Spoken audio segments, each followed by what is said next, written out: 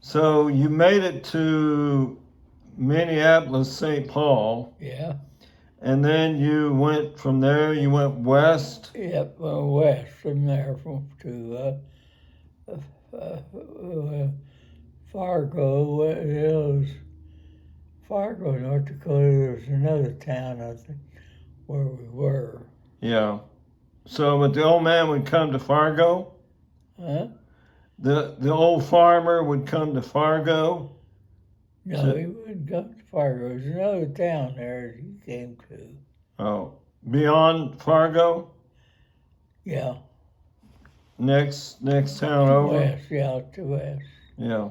Okay. Fargo was clear east, as I recall. So you had to keep going past Fargo. Yeah. We'd go to Fargo. You changed trains to Fargo. Oh, change again. I think we did. Huh. Or we went through there. Went through there anyway. Yeah. And then the farmer would come pick you up. Did his wife come with him, or just the? Huh? Did his wife come with him to the train? I suppose. I don't know. I don't remember. And then she would cook all the meals. Yeah, she cooked all for us. We stayed in the bunkhouse. Oh, they had a bunkhouse. Yeah, they had a bunkhouse for hard help. So. And we stayed in the bunkhouse and we'd go into the dining room though, eat at the table. Uh-huh. So you go into the house. Yeah. To eat your meals. Uh-huh. And then you'd sleep in the bunkhouse. Yeah, sleep in the bunkhouse. Yeah. She'd come out and come to the bunkhouse and wake us up. Make sure we were up and going. Yeah. Make sure you're up and going and come into breakfast. And then you said she liked to talk to you? Oh, I never drank coffee that time, I don't think. No, but she liked to talk to you? Yeah, she liked to talk to us. And she always had coffee if you wanted that. Yeah. Some of them did. How many men were there? Oh, when we first started, it was a big crew. They had nine or 10 men. Mm-hmm. Because they run a thrashing machine. Oh, the thrashing machine. So it took a lot more. Combines had not come in yet. Were just starting to come in. Mm-hmm. And the farmer we worked for had just bought a new thrashing machine. Mm-hmm. So he didn't want to buy another one and buy a combine. So he used his thrashing machine thrash with, but there was some combines then. Right. But he didn't. Not many, but there were combines around. And when you were out working, usually did you work with a team of horses? Yeah, I worked with a team of horses.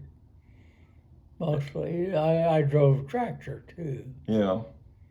We run with the horses. That was for. He always has to come early, and so he'd have us plow the garden, and we did that with horses. Wow. And so you went early, you'd plow the garden.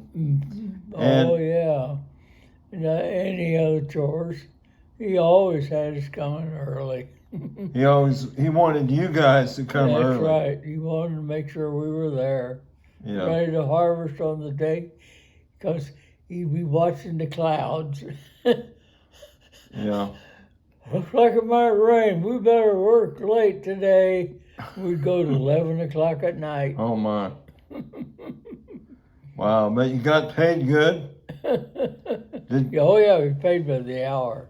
Okay, so you got paid by the hour. So if you worked a long day, then I bet you. And he kept it. He kept records. Mm-hmm. He having his record what time it was. Wow, well, that's good. And you would plow and you would harvest the hay too? Huh? Mainly he was a wheat farmer, right? Well, Clark and I were the ones that goes together. Yeah. But mostly you were harvesting wheat? Yeah, mostly wheat. Yeah. Yeah, they harvest wheat, and they had a few oats. They for his personal use. Was that for his animals or for his family? The oats.